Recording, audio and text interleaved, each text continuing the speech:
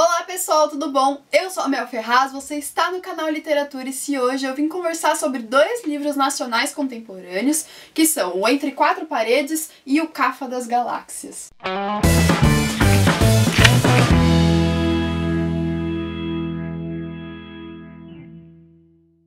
Cada livro foi escrito por uma pessoa e essas duas pessoas são, na verdade, marido e mulher. Eu achei interessante porque eles entraram em contato comigo, oferecendo, então, a oportunidade para conhecer a obra deles, só que eu nunca tinha trabalhado com marido e mulher, com parentes, familiares, enfim. Foi muito interessante conhecer a escrita desse casal, até porque são livros bem diferentes do que eu costumo ler, principalmente o Cafa das Galáxias, e como vocês já devem ter visto pelo título, trata-se de livros, principalmente este daqui, destinados a um público aí maior de idade. Então, se você é menor de idade, infelizmente não indico esses livros pra você, porém, então deixa eu ir conversar com quem é de maior. Tenho certeza que vai ter um hater aí falando desse de maior, porque são livros, então, como eu disse, que me tiraram do comodismo. Eu estava com o pé bem atrás quanto ao Cafa das Galáxias, principalmente por conta disso, por envolver uma linguagem e um contexto sexuais com os quais geralmente eu não costumo ter contato na literatura. Já vamos falar então sobre o Cafa das Galáxias, vamos falar sobre o Entre Quatro Paredes, que foi escrito pela Marta Campos,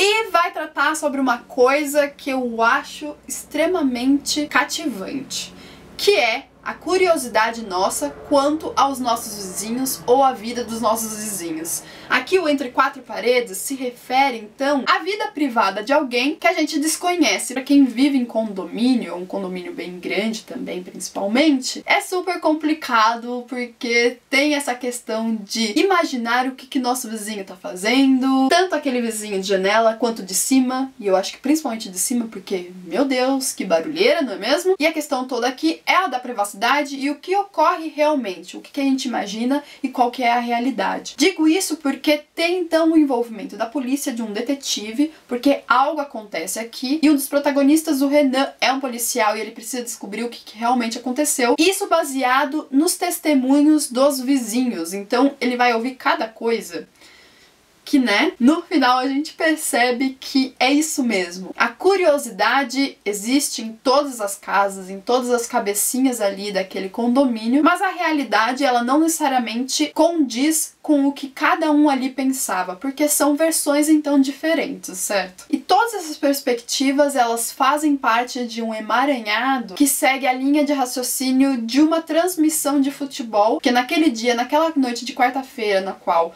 houve um assassinato, ou não, morte morrida, como alguns gostam de dizer, estava rolando a transmissão de um jogo super importante, a final de um campeonato. É muito interessante ver essa questão do futebol aqui na narrativa, porque é um traço cultural muito forte no cotidiano do brasileiro. Por mais que envolva a polícia, ainda assim tem aqui o cotidiano inserido nas narrativas. O final traz pra gente, então, a resolução de todo o mistério e transmite a ideia de que o que você pensa sobre o seu vizinho, ou sei lá, daquela pessoa passando ali na esquina, pode não ser o que acontece na realidade, pode ser uma criação da sua cabeça. E aí nós temos então o Cafa das Galáxias, escrito pelo Wallace, e essa é a história de um babaca. Sim, gente, um babaca. O Wallace, ele conseguiu criar um personagem que a gente odeia, que é extremamente egoísta, extremamente preconceituoso. Então tem preconceito aqui a rodo. Você pode pensar qualquer preconceito. Tem aqui. Tem a ver com o Vi, que é o apelido aí dessa pessoa, que a gente fica sabendo só o apelido, enfim, ou vários apelidos, porque aqui tem bastante a questão do vocativo. E ele é um universitário que tá tentando se formar, na verdade ele nem tenta, ele só está ali mesmo vivendo a vida, e ele fala que ele trabalha no bar. Ele é programador, então ele inventa alguns apps aí que ele vende pro mercado e é a partir dessa grana que ele vive durante um longo tempo. Aliás, que ele permanece um vagabundo durante um longo tempo, até essa grana acabar ou até ele vender um novo app aí dele. E no bar porque é um meio social aí propício para a sua imaginação, para ele criar algo, porque os apps dele são essencialmente aí sociáveis, vamos dizer. Precisa ter esse apelo popular para que ele consiga vender por um preço bacana. Ele é super machista, extremamente machista, e é difícil a gente gostar desse personagem. Não é pra você gostar desse personagem. Inclusive, tudo que ele tenta fazer dá errado, o que é muito gostoso de ver acontecendo na história. A situação familiar dele, na verdade, é bem conflituosa, então tem toda essa questão dos pais, da presença do pai ali na vida dele,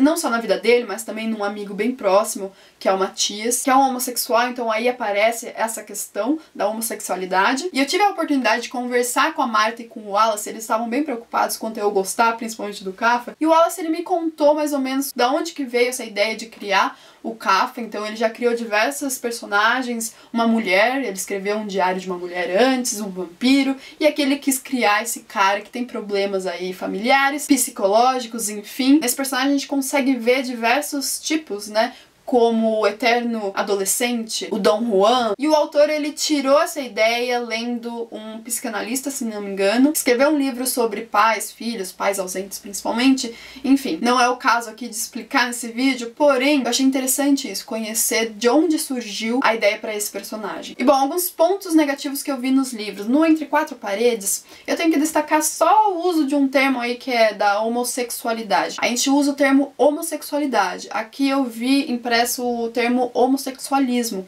que hoje em dia é um pouco complicado de se usar, não é mesmo? Inclusive eu já fiz um vídeo falando homossexualismo e me corrigiram, então obrigada pra quem me corrigiu na época. É muito antigo esse vídeo, acho que era no vídeo de As Meninas. E o ponto maior, na verdade, é a revisão, que não tá 100%, tem alguns errinhos aí de revisão. O mesmo revisor desse livro foi o revisor que trabalhou no Cafa, porém, a revisão aqui é o principal ponto negativo, eu diria. Se você for encontrar um problema aqui nessa história, eu posso até dizer que não é tanto assim com você gostar ou não do personagem, porque você não vai gostar desse personagem. É com a revisão, a preparação e revisão. Como revisor, eu fico triste de ver um trabalho como esse, porque nenhum livro merece isso, esse tratamento. Então, assim, tem muitas marcações que eu fiz durante a leitura, porque realmente esse livro, ele precisava de um tratamento melhor quanto à revisão. E além disso, além da revisão, que é o grande problema desse livro, eu fiquei incomodada com uma cena na qual o protagonista, ele tá conversando com várias outras personagens por WhatsApp e ele confunde todas as conversas e acaba trocando todas as respostas, e isso causa uma confusão na vida dele que é super engraçada. Inclusive, esse é um ponto bem positivo do livro, que é te fazer dar risada. Eu ri durante todo o livro, digamos. E são aí, sei lá, 5 páginas de diálogos. Eu achei um pouco inverossímil haver essa confusão de mensagens durante tanto tempo assim, né? Você erra 1, 2, 3 vezes, agora na 4ª vez você já fica, opa, eu tô fazendo besteira aqui, não é mesmo? Você fica meio quente assim, o corpo esquenta. Então eu fiquei incomodada com essa inconsistência e com a revisão desses 2 livros.